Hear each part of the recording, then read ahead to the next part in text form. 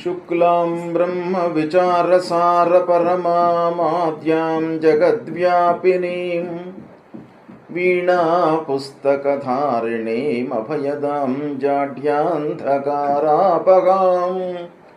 हस्ते स्फाटिकमालिकां विदधतीं पद्मासने संस्थितां वन्दे तां परमेश्वरीं भगवतीं बुद्धिप्रदां शारदां। श्री महागणाधिपतये नमः। श्री महासरस्वत्यै नमः। శ్రీ గురుభ్యో నమః. 2025వ సంవత్సరానికి స్వాగతం. ప్రేక్షకులకు, శ్రోతలకు అందరికీ కూడాను 2025వ సంవత్సరము శుభాకాంక్షలు తెలియజేస్తూ, ఈ 2025వ సంవత్సరము అందరికీ కూడాను సుఖ సంతోషాలతో ఉండాలి అని చెప్పేసి ఆ భగవంతుణ్ణి ప్రార్థిస్తూ, 12 రాసులు ఈ సంవత్సరంలో 12 రాసులలో జన్మించినటువంటి వారికి ఈ 2025వ సంవత్సరంలో గోచార ఫలితాలు ఎలా ఉంటాయో తెలుసుకుందాం. 2025వ సంవత్సరంలో సింహరాశిలో జన్మించినటువంటి వారికి గోచార ఫలితాలు ఎలా ఉన్నాయో తెలుసుకుందాం. ముందుగా మఘా నక్షత్రం 1, 2, 3, 4 పాదములలో జన్మించినటువంటి వాళ్ళు, పూర్వా ఫల్గుని నక్షత్రం 1, 2, 3, 4 పాదములలో జన్మించినటువంటి వాళ్ళు, ఉత్తరా ఫల్గుని నక్షత్రం 1వ పాదంలో జన్మించినటువంటి వాళ్ళందరూ కూడాను సింహరాశి కిందికి వస్తారు. అంతేకాకుండా మా, మీ, ము, మే, మో, టా, టీ, టు, టే అనే అక్షరాలతో ప్రారంభమయ్యే వ్యవహారనామం కలిగినటువంటి వాళ్ళందరూ కూడాను సింహరాశి కిందికి వస్తారు. అయితే ఈ 2025వ సంవత్సరము గోచార ఫలితాలపై ప్రభావాన్ని చూపించేటువంటి ముఖ్యమైనటువంటి గ్రహాలు 4: గురు, శని, రాహువు, కేతువు. ఈ 4 గ్రహాల యొక్క సంచారం ఎలా ఉంది, ఆ సంచారం మూలకంగా ఈ సింహరాశి జాతకులకు ఎలాంటి ఫలితాలు ఉండబోతున్నాయి అనేటువంటి విషయంపై మనము మనస్సు నిలుపుదాం. ముందుగా బృహస్పతి ఈ సంవత్సరము 14 మే 2025 వరకు వృషభ రాశిలో సంచరిస్తున్నాడు. ఈ వృషభ రాశిలో సంచారము అంటే 10వ స్థానంలో సంచరిస్తున్నాడు, 10వ స్థానంలో సంచరిస్తున్నాడు. ఈ సింహరాశి జాతకులకు గురు భగవానుడు పంచమాధిపతి అవుతున్నాడు. పంచమాధిపతి యొక్క సంచారము దశమంలో ఉండడము చాలా అనుకూలం. గోచార రీత్యా 10వ స్థానంలో సంచారం ప్రతికూలమే అయినప్పటికీ పంచమాధిపతి దశమంలో సంచరించడం అనేది కొంతవరకు కలిసి వచ్చేటువంటి అంశం గనుక, ఈ 10వ స్థానంలో సంచరిస్తున్నటువంటి సమయంలో ఎలాంటి ఫలితాలు ఇవ్వబోతున్నాడు అని అంటే, కొంత మీరు ఆలోచించి పెట్టుబడులు పెట్టినట్టయితే మీకు బాగా కలిసి వస్తాయి. అనాలోచిత పెట్టుబడులకు మట్టుకు నష్టం వాటిల్లుతుంది. కనుక కొంత మీరు మనసు నిలిపి విచక్షణ జ్ఞానాన్ని ఉపయోగించి పెట్టుబడులు పెట్టండి. వ్యాపారస్తులు బాగా కలిసి వస్తుంది. ఇక వ్యాపారంలో ఉన్నటువంటి వాళ్ళు పార్ట్నర్స్తో సఖ్యతతో ఉండాలి. తర్వాత స్వయం వృత్తిలో ఉన్నటువంటి వాళ్ళు కూడాను సబార్డినేట్స్తో, తన దగ్గర పనిచేస్తున్నటువంటి వాళ్ళతో చాలా స్నేహపూర్వకంగా ఉండడము ఈ సమయంలో అవసరము. ఇక ప్రతి విషయం లోపల కూడాను మనకు సహనము, ఓర్పు ఇవన్నీ కూడాను బాగా కావాలి. కొన్ని విషయాలలో బంధువులతో, స్నేహితులతో కొన్ని ఇబ్బందులు వాటిల్లేటువంటి అవకాశాలు ఉన్నాయి 14 మే వరకు. అయితే కొన్ని జాగ్రత్తలు మీరు పాటించినట్టయితే, జాగ్రత్తలు అంటే ప్రతి విషయానికి కూడాను ఒకటే మనకు మూల కారణం: సహనము, సమయానికి నిర్ణయాలు తీసుకోవడము. ఈ రెండింటిని పాటించినట్టయితే మీరు తప్పకుండా ఈ 14 మే వరకు కూడాను మీకు అనుకూలంగానే ఉంటుంది. ఇక 14 మే రోజున మిథున రాశిలోకి బృహస్పతి ప్రవేశిస్తున్నాడు. 14 మే నాడు మిథున రాశిలోకి ప్రవేశించి 19 అక్టోబర్ వరకు కూడాను మిథున రాశిలో సంచరిస్తున్నాడు. ఈ మిథున రాశిలో సంచారం అనేటువంటిది ఏకాదశ స్థానం అవుతుంది సింహరాశి వారికి. కాబట్టి ఈ ఏకాదశ స్థానము బాగా కలిసి వస్తుంది. ఏంటంటే పంచమాధిపతి గురువు, సింహరాశి జాతకులకు పంచమాధిపతి గోచార రీత్యా ఏకాదశ స్థానంలో శుభస్థానంలో సంచరిస్తున్నాడు. ఇది చాలా మీకు కలిసి వచ్చేటువంటి అంశం. ఇది 14 మే నుండి 19 అక్టోబర్ వరకు బాగా కలిసి వస్తుంది. ఈ సమయం లోపల ప్రారంభించినటువంటి పనులన్నీ కూడాను మీకు సఫలీకృతమవుతాయి, లాభదాయకంగా ఉంటుంది. విద్యార్థులకు హయ్యర్ ఎడ్యుకేషన్ కొరకు బాగా కలిసి వచ్చేటువంటి సమయం. విదేశీ ప్రయాణాలకు మీరు ప్రణాళికలు వేసుకుంటారు. విదేశీ ప్రయాణాలు మీకు బాగా కలిసి వస్తాయి. పెద్దల యొక్క సహాయ సహకారాలు మీకు బాగా అందుతాయి.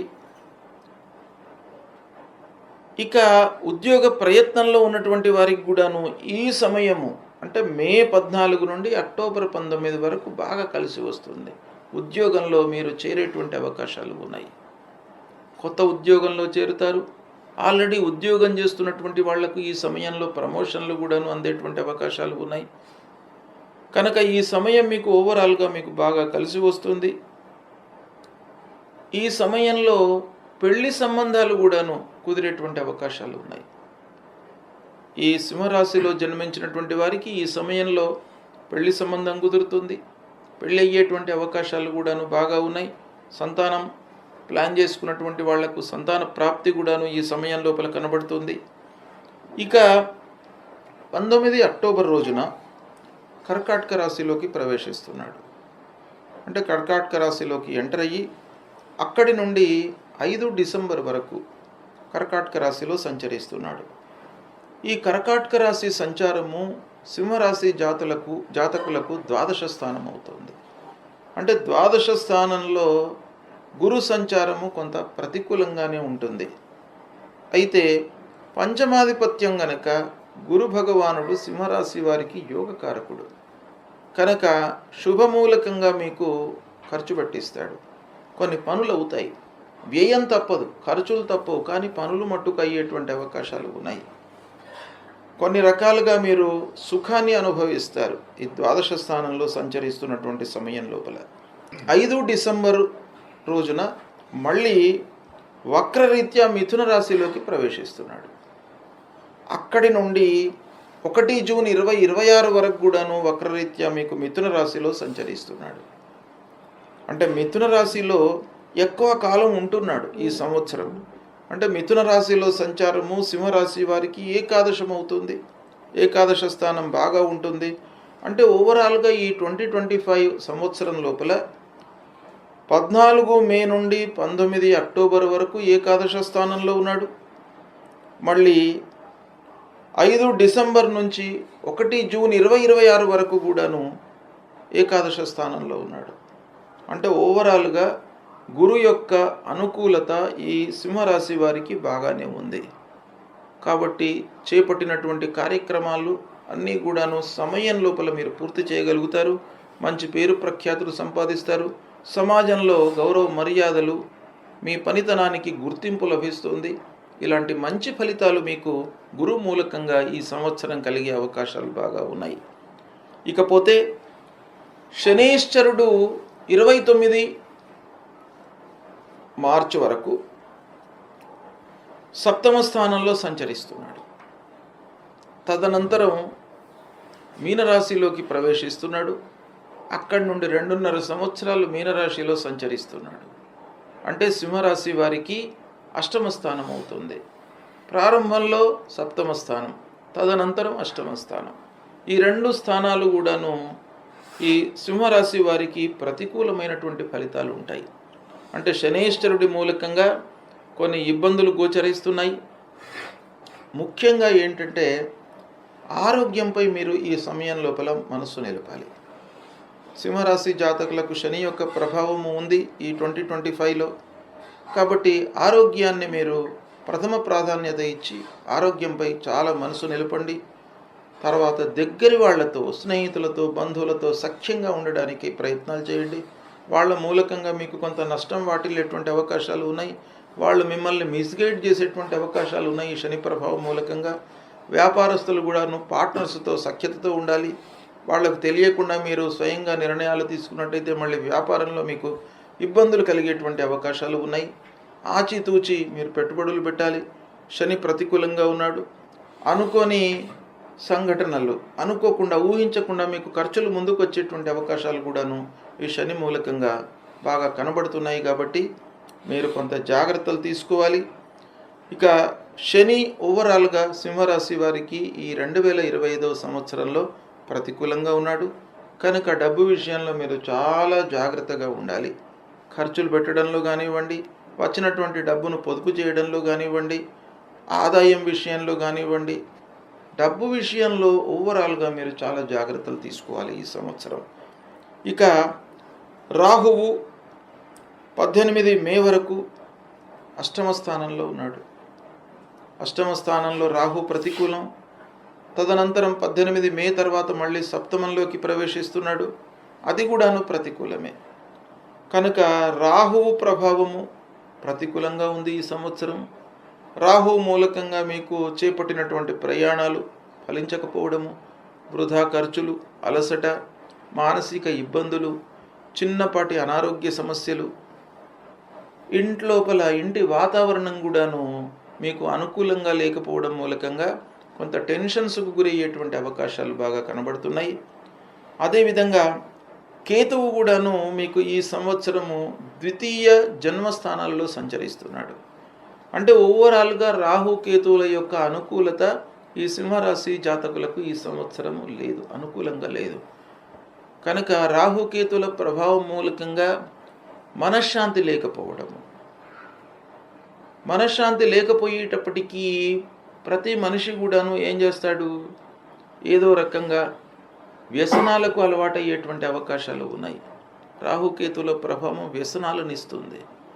కాబట్టి దాని నుండి మీరు దూరంగా ఉండడానికి ఐడియల్గా ఉండకుండా ఏదో ఒక పని లోపల నిమగ్నమై ఉండడం అనేటువంటిది ఈ సంవత్సరం చాలా అవసరము. ప్రారంభించినటువంటి పనుల లోపల కూడాను కొన్ని ఆటంకాలు, విఘ్నాలు రాహుకేతుల మూలకంగా సంభవించే అవకాశాలు ఉన్నాయి. ఈ విధంగా గ్రహస్థితి ఉంది 2025వ సంవత్సరంలో సింహరాశి వారికి. ముఖ్యంగా గురు భగవానుడి యొక్క అనుకూలత ఉంది. అంటే గురువు 14 మే తర్వాత మళ్ళీ 15 డిసెంబర్ నుండి 1 జూన్ 2026 వరకు కూడాను అనుకూలంగా ఉన్నాడు. అంటే ఓవరాల్గా మనం చూసినట్టయితే గురువు యొక్క అనుకూలత ఈ సింహరాశి వారికి ఉంది. మిగతా గ్రహాలు ప్రతికూలంగా ఉన్నాయి. అంటే గురువు చాలా డామినేటింగ్ ప్లానెట్, పంచమ స్థానాధిపతి అయినాడు సింహరాశి వారికి. కాబట్టి అలాంటి గురుగ్రహము అనుకూలంగా ఉండడం అనేది చాలా మనకు కలిసి వచ్చేటువంటి అంశం. దీన్ని ఉపయోగించుకున్నట్టయితే మిగతా గ్రహాల యొక్క ప్రతికూలత కొంత తగ్గే అవకాశాలు ఉంటాయి. గురువు ప్రభావంతో మనకు పనులు నెరవేరుతాయి. అయితే ఆ పనులు నెరవేరడం మూలకంగా ఫైనాన్షియల్ బెనిఫిట్ ఉంటుందా అని అంటే మిగతా గ్రహాల యొక్క ప్రభావం మూలకంగా ఫైనాన్షియల్ బెనిఫిట్ ఉండకపోవచ్చును. దాన్ని మనం మలుచుకోవడానికి 1కి 4 సార్లు ప్రయత్నం చేసి 1కి 4 సార్లు ఆ విషయం గురించి ఆలోచించినట్టయితే మీకు సత్ఫలితాలు కలుగుతాయి. కనుక ఓవరాల్గా సింహరాశి వారికి ఈ సంవత్సరము ప్రారంభంలో దశమ స్థానంలో ఉన్నాడు గురువు. మధ్యాహ్నం మళ్ళీ ద్వాదశంలోకి వస్తున్నాడు. ఈ దశమ ద్వాదశ స్థానాలలో గురు సంచారం కొంత ప్రతికూలంగా ఉంటుంది. మధ్యాహ్నం ఏకాదశంలో ఉన్నాడు కాబట్టి అది పర్వాలేదు. దశమ ద్వాదశ స్థానాలలో సంచరిస్తున్నటువంటి సమయంలో గురు ప్రీత్యర్థమై మీరు పరిహారాలు చేసుకోవడం మంచిది. గురు ప్రీత్యర్థమై మనం పరిహారాలు ఏం చేసుకోవాలి? ప్రప్రథమంగా తల్లిదండ్రులను సేవించండి. వాళ్ళ యొక్క బాగోగులను, వాళ్ళ యొక్క ఆరోగ్య సమస్యలను, వాళ్ళ యొక్క యోగక్షేమాలను మీరు తెలుసుకున్నట్టయితే, తెలుసుకొని దానికి సంబంధించినటువంటి సపర్యలు చేసినట్టయితే ఆ తల్లిదండ్రుల యొక్క అనుగ్రహం మూలకంగా ఆ గురు భగవానుడు మిమ్మల్ని అనుగ్రహిస్తాడు. కాబట్టి అది ప్రథమంగా మీరు చేయండి. రెండవది, దక్షిణామూర్తి స్తోత్ర పారాయణం చేయండి. దత్తాత్రేయ స్వామి దేవాలయానికి వెళ్ళండి. దేవానాంచ ఋషీణాంచ గురుం కాంచన సన్నిభం వందనీయం త్రిలోకానాం తం నమామి బృహస్పతిం అనేటువంటి మూలమంత్రాన్ని ప్రతినిత్యం కూడాను పారాయణం చేయండి. కనీసం 16 సార్లు పారాయణం చేసినట్టయితే ఆ గురు భగవానుడి యొక్క అనుకూలత మీకు లభిస్తుంది. ఇంకా ముఖ్యంగా శని సింహరాశి వారికి ఈ 2025 ఈ సంవత్సరం ప్రతికూలంగా ఉన్నాడు. సప్తమ అష్టమ స్థానాలు అన్ని రంగాలలో మనకు ఇబ్బందులను కలిగించేటువంటి అవకాశాలు ఉంటాయి శని ప్రభావం మూలకంగా. ముఖ్యంగా స్నేహితులు, బంధువులు, వ్యాపారంలో ఉన్నటువంటి పార్ట్నర్సు, తర్వాత ఆకస్మికమైనటువంటి ఇబ్బందులు, అనారోగ్య సమస్యలు, వీటన్నిటిపైన కూడాను శని ప్రభావం ఉండే అవకాశాలు ఉన్నాయి. కాబట్టి ఆ శని భగవానుణ్ణి మీరు ప్రసన్నం చేసుకోవడానికి ఆంజనేయ స్వామి స్తోత్రాన్ని పారాయణం చేయండి. హనుమాన్ చాలీసా చదవండి. ఆంజనేయ స్వామి దేవాలయానికి వెళ్ళండి. తర్వాత నీలాంజన సమాభాసం రవిపుత్రం యమాగ్రజం ఛాయా మార్తాండ సంభూతం తన్నమామి శనైశ్వరం అనేటువంటి మూలమంత్రాన్ని చదువుకోండి. శని భగవానుడి యొక్క అనుకూలత మీకు తప్పకుండా కావాలి. కాబట్టి నవగ్రహ స్తోత్ర పారాయణం చేసుకోండి. సూర్య భగవానుణ్ణి మొదలుకొని కేతువు వరకు ఉండేటువంటి ఈ 9 గ్రహాల యొక్క మూల స్తోత్రాలను, మూల మంత్రాలను ప్రతినిత్యం కూడాను పఠించండి. పఠించినట్టయితే ఆ నవగ్రహ యొక్క అనుగ్రహం మూలకంగా మీకు ఆ శని భగవానుడి యొక్క దుష్ప్రభావం తగ్గుతుంది. శని భగవానుడి యొక్క దుష్ప్రభావం తగ్గడానికి మీరు సూర్యుణ్ణి కూడాను ఆరాధన చేయండి. సింహరాశి వారికి రాస్యాధిపతి సూర్యుడు. సూర్య భగవానుణ్ణి మీరు కొలిచినట్టయితే శని యొక్క ప్రభావం కూడాను తగ్గుతుంది.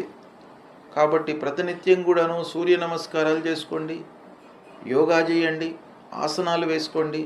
శారీరకంగా మీరు పటుత్వం ఉండడానికి ఉపయోగపడుతుంది. అనవసరమైనటువంటి ఆలోచనలు లేకుండా ఉంటుంది. అంతేకాకుండా ఆదిత్య హృదయము పారాయణం చేసుకోండి. దీని మూలకంగా శని అనుగ్రహిస్తాడు. ఇక రాహుకేతువుల విషయమై రాహువు కూడాను అష్టమ స్థానంలో ఉన్నాడు. ప్రథమంగా 18 మే వరకు అష్టమ స్థానంలో ఉన్నాడు. దాని తర్వాత మళ్ళీ సప్తమ స్థానంలోకి వస్తున్నాడు. రాహు ప్రతికూలంగా ఉన్నాడు. అదేవిధంగా ద్వితీయ స్థానంలో కేతువు, జన్మస్థానంలో తదనంతరం కేతువు యొక్క సంచారం, ఈ రెండూ కూడాను ప్రతికూలంగా ఉన్నాయి. కాబట్టి రాహు కేతువులకు సంబంధించినటువంటి మూలమంత్రము పారాయణం చేసుకోండి. ఏకకాలంలో రాహువు మంత్రము, కేతు మంత్రం కాకుండా నమోస్తు సర్పేభ్యో ఏకే చ పృథివీమను ఏ అంతరిక్ష ఏ దివితేభ్యో సర్పేభ్యో నమః అని ఆ సర్ప మూలమంత్రాన్ని ప్రతినిత్యం కూడాను చేసుకోండి. లేదా రాహువుకు సంబంధించినటువంటి అర్ధకాయం మహావీర్యం చంద్రాదిత్య విమర్దనం సింహికా గర్భ సంభూతం తం రాహుం ప్రణమామ్యహం ఫలాశ పుష్ప సంకాశం తారకా గ్రహమస్తకం రౌద్రం రుద్రాత్మకం ఘోరం తం కేతుం ప్రణమామ్యహం అనేటువంటి ఈ 2 శ్లోకాలను ప్రతినిత్యం కూడాను చదువుకున్నట్టయితే రాహుకేతుల యొక్క అనుగ్రహం మీకు లభిస్తుంది. సుబ్రహ్మణ్య స్వామిని కొలవడం మూలకంగా కూడాను మీకు మానసికంగా అధైర్యం లేకుండా ఉంటుంది. మీరు మానసికంగా గట్టిగా భయభ్రాంతులకు లోను కాకుండా ఉండడానికి ఆ సుబ్రహ్మణ్య స్వామిని కూడాను కొలవండి.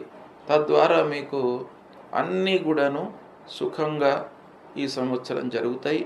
ఓవరాల్గా మనం చూసినట్టయితే సింహరాశి వారికి తప్పకుండా మీరు పరిహారాలు చేసుకోండి. గురు భగవానుడి యొక్క అనుకూలత ఎక్కువ రోజులు ఉంది ఈ 2025లో. కాబట్టి ఆ గురు భగవానుడు అన్ని విధాలుగా మిమ్మల్ని కాపాడుతాడు. మిగతా గ్రహాల యొక్క దుష్ప్రభావం దూరం కావడానికి వాటికి సంబంధించినటువంటి పరిహారాలు నేను చెప్పాను. అవి మీరు ప్రతినిత్యం కూడాను ఆచరించండి. శుభ ఫలితాలను పొందుతారు. శుభం.